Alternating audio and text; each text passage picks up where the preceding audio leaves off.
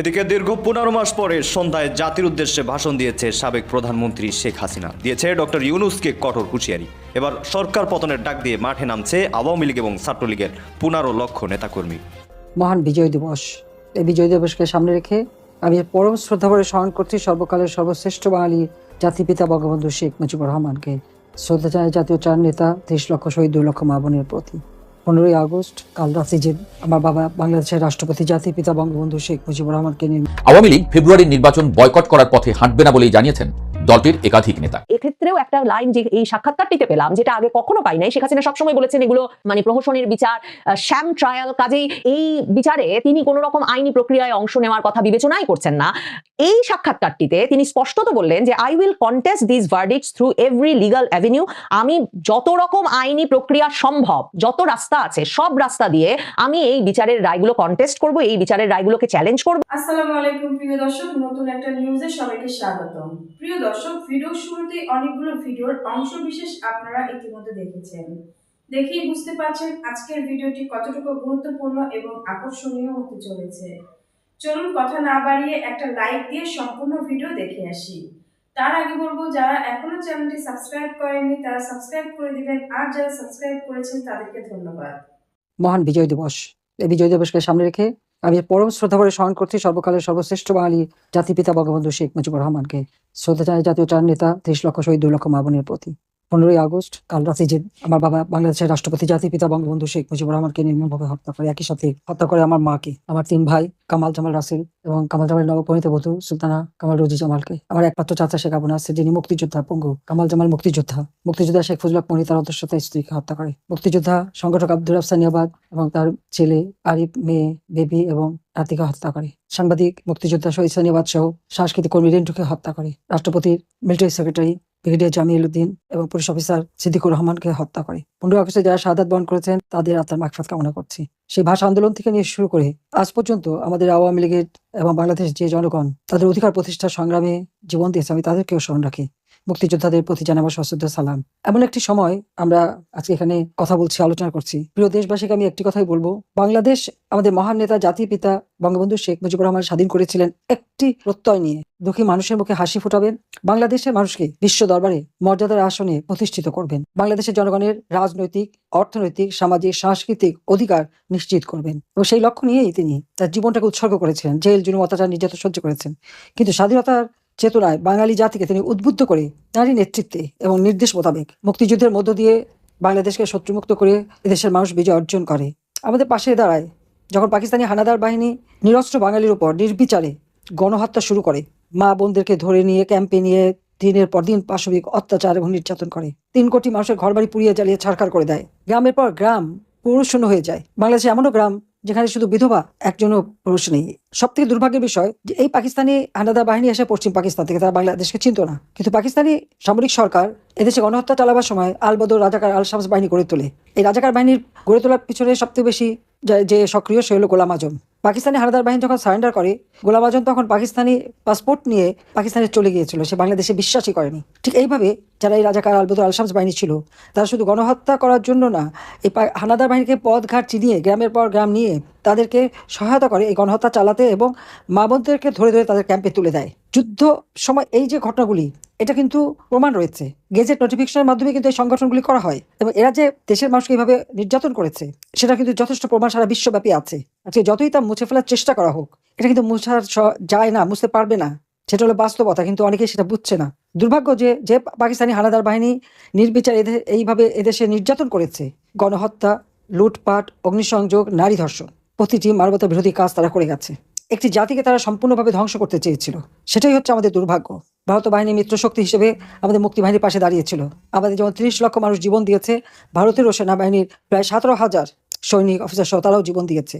কাঁধে কাঁধ মিলে তারা বাংলাদেশের মানুষের মুক্তির জন্য লড়াই করেছে। মা বোনের ইজ্জত রক্ষা করা, আমাদের দেশের মানুষের ভাগ্য যাতে বিজয় আসে সেই দিকে লক্ষ্য রেখেই তারা আমাদের সহযোগিতা করেছে। 1 কোটি মানুষ পাকিস্তানি হানাদার বাহিনীর অত্যাচারে গৃহহারা হয়ে এই ভারতের মাটিতে আশ্রয় নিয়েছিল।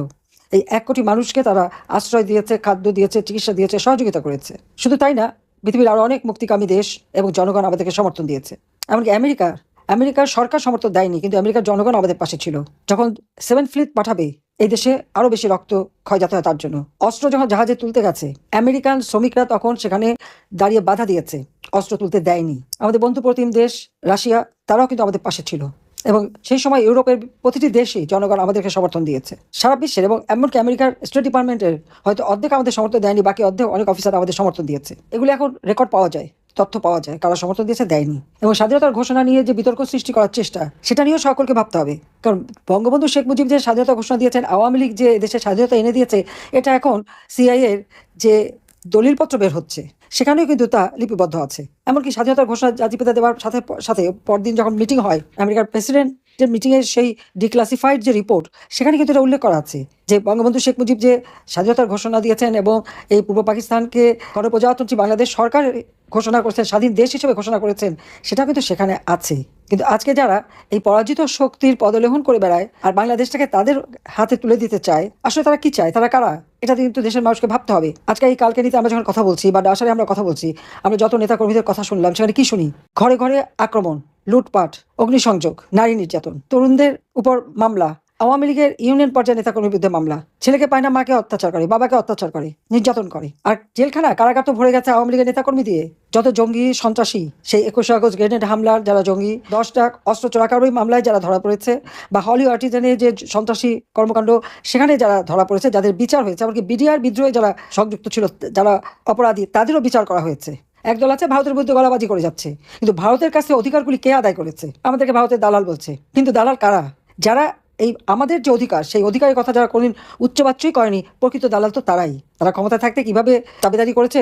আন্তর্জাতিক অপরাধ ট্রাইব্যুনালে মানবতা বিরোধী অপরাধের দায়ে মৃত্যুদণ্ডের রায় হবার পর সাবেক প্রধানমন্ত্রী শেখ হাসিনা আবারও সংবাদ মাধ্যমগুলোতে সাক্ষাৎকার দিতে শুরু করেছেন। সম্প্রতি ভারতের নিউজ 18-এ দেওয়া এক সাক্ষাৎকারে তিনি সরাসরি বলেছেন যে বাংলাদেশের দেয়ালে পিঠ ঠেকে গেছে এবং একটা অগণতান্ত্রিক অসাংবিধানিক সরকার বাংলাদেশ শাসন করায় এবং বাংলাদেশের আইনশৃঙ্খলা পরিস্থিতি একেবারেই ভেঙে পড়ায় একটা গুরুতর সংকট সৃষ্টি হয়েছে বাংলাদেশে।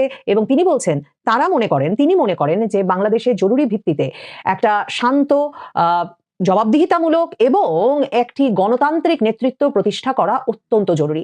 শেখ হাসিনা অন্য সাক্ষাৎকারগুলোর মতোই এই সাক্ষাৎকারেও তার বিরুদ্ধে যেসব আইনি ব্যবস্থা নেওয়া হয়েছে, যেসব মামলা হয়েছে, যে বিচারের রায় হয়েছে, সেসব প্রসঙ্গে কথা বলেছেন। এবং তিনি এর পাশাপাশি এটাও বলেছেন যে বাংলাদেশে যা চলছে সেটাকে ভিক্টরস জাস্টিস, বা যে বিজয়ী পক্ষ যেমন চাইছে তেমন বিচার করছে, তেমন রায় দিচ্ছে, তেমন শাস্তি দিচ্ছে, এমন একটা পরিস্থিতি হিসেবে অভিহিত করা যায়।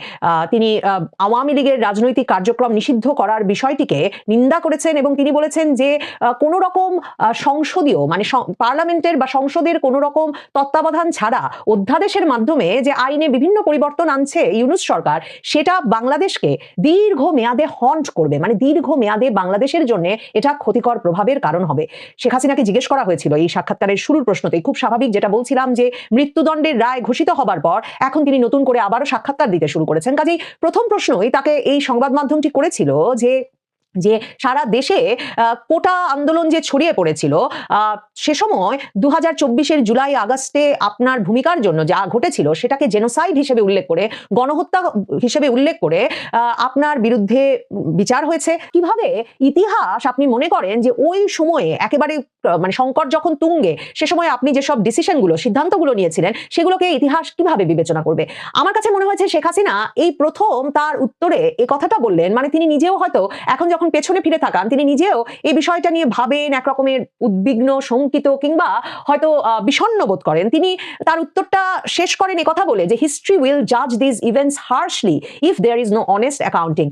যদি কোনো সৎভাবে, কোনো নিরপেক্ষভাবে সে সময় কি ঘটেছিল তা বিবেচনা কেউ না করেন, সেরকম কোনো বয়ান উঠে না আসে, তাহলে আমার মনে হয় যে ইতিহাস ওই সময়কার ঘটনাবলীকে খুব কড়াভাবে, কঠোরভাবে পর্যবেক্ষণ করবে, কঠোরভাবে বিবেচনা করবে। শেখ হাসিনা উত্তরে বলে, ওই প্রশ্নটির উত্তর শুরু করেছেন এভাবে যে ওই 2024-এর সামারে যা ঘটেছে, 2024-এর জুলাই আগস্টের ঘটনাগুলো ছিল ট্র্যাজিক সিকোয়েন্স অফ ইভেন্টস, একের পর এক দুঃখজনক ঘটনার সমাহার। খুবই যুক্তিসঙ্গত কারণে ছাত্ররা তাদের আন্দোলন শুরু করেছিল, কি কারণে আন্দোলন সেটা বোঝা যাচ্ছিল, কিন্তু সেই আন্দোলন তুঙ্গে ওঠে বা উস্কে দেওয়া হয় কিছু দায়িত্বহীন রাজনৈতিক ব্যক্তির মাধ্যমে এবং তাৎক্ষণিকভাবে গৃহীত কিছু বল প্রয়োগের সিদ্ধান্তের মাধ্যমে, মানে হেভি হ্যান্ডেড ইন্টারিম রেসপন্স এবং ইরেসপন্সিবল পলিটিক্যাল অ্যাক্টরসরা ওই আন্দোলনটাকে ইনফ্লেম করে দেয়, মানে ওই আন্দোলনটাকে উস্কে দেয়। এবং তার মানে ওই সময় যে এক রকমের ঘটনা সামাল দিতে ইন্টারিম হেভি হ্যান্ডেড রেসপন্স হচ্ছিল, একটা বাড়াবাড়ি বল প্রয়োগ হয়েছে, সে কথাটাও কিন্তু শেখ হাসিনা এই উত্তরে বলেছেন। এবং তারপর তিনি বলেন এর ফলে যা শান্তিপূর্ণভাবে যে আন্দোলন শুরু হয়েছিল সেই আন্দোলনটা একটা আনকন্ট্রোলেবল স্ট্রিট ক্ল্যাশ, মানে রাজপথে একেবারে কোনোভাবে নিয়ন্ত্রণের রাখা যায় না এমন একটা পর্যায়ে ছড়িয়ে পড়েছিল, যার ফলে অনেক ইনোসেন্ট লাইভস, অনেক নিরীহ মানুষের জীবন গেছে। শেখ হাসিনাকে প্রশ্ন করা হয়েছিল যে আপনার বিরুদ্ধে বিচারের রায় হয়েছে, 1400 জন বাংলাদেশে নিহত হয়েছে সে কারণে, এবং আপনি এই ট্রাইব্যুনালকে রিগড, মানে প্রহসনের এবং পলিটিক্যালি মোটিভেটেড, মানে রাজনৈতিক উদ্দেশ্য প্রণোদিত বলছেন। কি কারণে আপনি এটা বলছেন সেটা কি, এবং কি ধরনের প্রমাণাদি ওভারলুক করা হয়েছে, কি ধরনের প্রমাণাদিকে বিবেচনায় নেওয়া হয়নি বলে আপনি মনে করছেন? তখন শেখ হাসিনা বলেছেন, এই কথা আমি বারবারই বলেছি, যে আমি যা বলেছি সে কথা বিশ্বের আন্তর্জাতিক মানবাধিকার সংস্থাগুলো এবং বিশ্বের গুরুত্বপূর্ণ শীর্ষস্থানীয় আইনজীবীরাও বলছেন যে আইসিটি আন্তর্জাতিক অপরাধ ট্রাইব্যুনালটা কখনোই বিচারের জন্য ছিল না, এটা ছিল একটা রাজনৈতিক প্রতিশোধ নেওয়ার জন্য। এবং আমার রাজনৈতিক বিরোধীরা ওই আদালতটি পরিচালনা করছেন, নিয়ন্ত্রণ করছেন, এবং তারা যে কোনো উপায়ে সেখানে আওয়ামী লীগকে উৎসারটনা করতে চাইছেন এবং আওয়ামী লীগকে ধ্বংস করে দিতে চাইছেন। কিন্তু শেখ হাসিনা এই সাক্ষাৎকারে একটা নতুন যে কথা বলেছেন সেটা বলছেন, তিনি এই অভিযোগটা বাংলাদেশে আলোচিত হয়েছে, কিন্তু শেখ হাসিনা প্রথম আন্তর্জাতিক সংবাদ মাধ্যমে তুলে ধরলেন যে এই যে আন্তর্জাতিক অপরাধ ট্রাইব্যুনালটি তৈরি হয়েছিল যুদ্ধাপরাধের বিচারের জন্য, 1971 সালের যুদ্ধাপরাধীদের বিচারের জন্য, এই যে কোনো রকম সংসদীয় মানে সংসদে পাশ করা ছাড়াই অধ্যাদেশের মাধ্যমে সেই আইনটা বদলে ফেলে যে ইউনূস সরকার একটা রাজনৈতিক বিক্ষোভ, সেটার বিচারের ব্যবস্থা ওই আন্তর্জাতিক অপরাধ ট্রাইব্যুনালে করলেন। শেখ হাসিনা বলছেন যে যখন বাংলাদেশে আবার সাংবিধানিক সরকার প্রতিষ্ঠিত হবে তখন যদি পরবর্তী সংসদ এই অধ্যাদেশটি অবৈধ হিসেবে ঘোষণা করে, অসাংবিধানিক হিসেবে ঘোষণা করে, যার মাধ্যমে আন্তর্জাতিক অপরাধ ট্রাইব্যুনালের আইনটি বদলে ফেলা হয়েছে, তাহলে কি হবে? এবং যাদের বিরুদ্ধে মৃত্যুদণ্ড দেওয়া হচ্ছে, কারো যদি বিচার করা হয়, কার্যকর করা হয়, দণ্ডাদেশ যে দেওয়া হচ্ছে, এগুলোর কি উপায় হবে যখন এই আদালতটি অসাংবিধানিক হয়ে যাবে একটা সাংবিধানিক সরকার প্রতিষ্ঠিত হলে? সে বিষয়গুলো তিনি বলছেন যাতে বাংলাদেশের জনগণ বিচার করে দেখে বা বিবেচনা করে দেখে। ভারতীয় এই সংবাদ মাধ্যম প্রশ্ন করেছিল যে ভারতের কাছে বারবারই তাকে এবং স্বরাষ্ট্রমন্ত্রী আসাদুজ্জামান খান কামালকে প্রত্যর্পণের অনুরোধ জানানো হচ্ছে, তিনি এ বিষয়ে বাংলাদেশ সরকারকে কি বলবেন? তিনি বলেছেন যে মানে প্রত্যর্পণের বিষয়টি কখনোই রাজনীতিকে অনুসরণ করে না বা রাজনৈতিক সিদ্ধান্তের উপর নির্ভর করে না, এটা একটা আইনি প্রক্রিয়ায় হতে হবে, এবং এই রিকোয়েস্ট বাংলাদেশ সরকার এই অনুরোধের সাথে সবসময়ই একটা স্বচ্ছতা থাকতে হবে, এবং যাকে অভিযুক্ত করা হয়েছে তার অধিকারগুলো বিবেচনা করে এই পুরো আইনি প্রক্রিয়াটা চালাতে হবে। এই সাক্ষাৎকারটিতে যখন নেওয়া হচ্ছে তখন কিন্তু তার ওই যে প্রথম দফার সাক্ষাৎকারগুলোর আগে যেমন তার বিরুদ্ধে মৃত্যুদণ্ডের রায় হয় নাই, তখন কিন্তু শেখ হাসিনার পরিবারের যে সকল সদস্য, শেখ রেহানার পুত্রকন্যা, শেখ হাসিনার পুত্রকন্যা, সকলের বিরুদ্ধে এই যে ওই যে পূর্বাচলে প্লট দুর্নীতির মামলায় যে বিচারের রায় হয়েছে সেটাও কিন্তু হয় নাই। কাজেই এই সাক্ষাৎকারটিতে সেই প্রশ্নও করা হয়েছিল যে আপনার পরিবারকে একরকম ভাবে রাজনৈতিক ভাবে লক্ষ্য করে এই মামলাগুলো পরিচালিত হলো কিনা। তখন তিনি বলেছেন যে এগুলো একেবারেই রাজনৈতিকভাবে পরিচালিত বিচার, আমার পরিবার এবং আমি দুর্নীতি দমন কমিশনের এসব অভিযোগ একেবারেই প্রত্যাখ্যান করি। তিনি বলেছেন যে দুর্নীতির কোনো পারসুয়েসিভ এভিডেন্স, মানে কোনো রকম কোনো বিশ্বাসযোগ্য প্রমাণাদি পর্যন্ত এই বিচার কাজের সময় তারা দাখিল করতে পারে নাই, কারণ কোনো দুর্নীতির অভিযোগ দাখিল করবার মতো কোনো প্রমাণাদি তাদের হাতেই নাই। এছাড়াও তিনি বলেছেন যে এই যে পরিমাণ দ্রুততার সাথে এবং যেভাবে এই যে পুরো পরিবারের বিরুদ্ধে মামলা পরিচালিত হলো, সেটাও আইন তার নিজস্ব গতিতে চলছে কিনা, ডিউ প্রসেস ফলো হচ্ছে কিনা, সেগুলোকে একটা প্রশ্নের সম্মুখীন করেছে। তিনি বলেছেন যে এগুলো তো আসলে মানে বিচার না, ইট ওয়াজ পলিটিক্যাল স্কোর সেটলিং, এগুলো হচ্ছে রাজনৈতিক এক রকমের প্রতিহিংসা এবং রাজনৈতিক হিসাব নিকাশ চুকিয়ে দেওয়ার একটা প্রচেষ্টা মাত্র।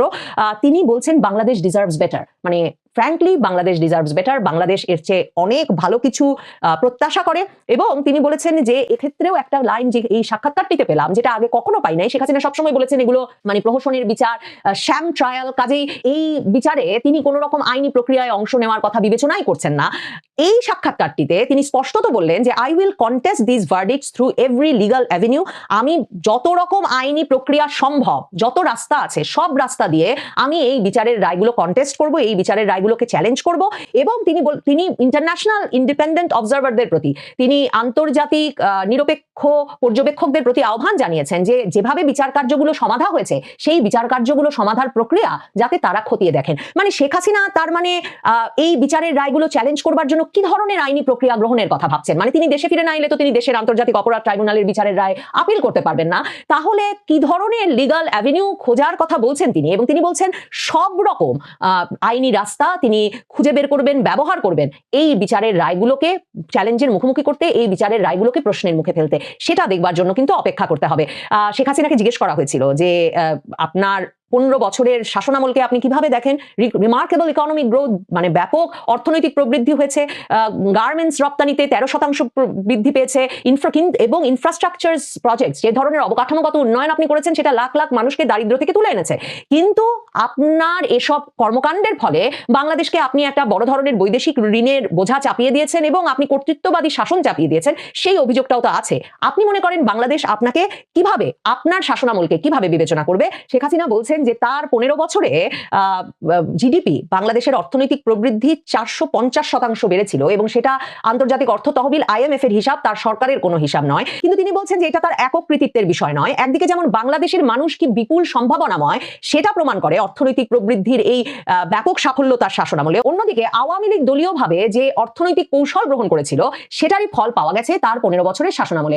এবং শেখ হাসিনা অত্যন্ত আত্মবিশ্বাসের সঙ্গে বলেন যে অগণতান্ত্রিক এবং অসাংবিধানিক ইউনূস সরকার এবং তার অনুচর ক্রোনিজ, মানে তার সুবিধাভোগীদের পক্ষে কখনো বাংলাদেশের জনগণের জন্য এ ধরনের উন্নয়ন বা এ ধরনের অগ্রগতি সাধন সম্ভব নয়। শেখ হাসিনা তার এই সাক্ষাৎকারে বারবারই বলেছেন যে একটা গ্রহণযোগ্য অন্তর্ভুক্তিমূলক নির্বাচনের মাধ্যমে যে সরকার নির্বাচিত হবে, মানে যে সরকারকে বাংলাদেশের সকল জনগণই গ্রহণযোগ্য সরকার বলে মনে করবে, তেমন একটি সরকার না আসা পর্যন্ত বাংলাদেশে এই অস্থিরতা কমবে না। এবং তিনি বলছেন যে সকল দলের অংশগ্রহণে নির্বাচন অনুষ্ঠান করা না গেলে কোনোভাবেই নির্বাচন, পলিটিক্যাল প্রসেস, রাজনৈতিক প্রক্রিয়া এবং পরবর্তীতে নির্বাচিত সরকারকে বাংলাদেশের জনগণ সিরিয়াসলি নেবে না। প্রিয় দর্শক, ভিডিওটি দেখে কি জানলেন, বুঝলেন? অবশ্যই আপনাদের মূল্যবান মতামত কমেন্ট বক্সে জানিয়ে দিবেন। পারলে ভিডিওটি শেয়ার করে সবাইকে দেখার সুযোগ করে দিবেন। ধন্যবাদ।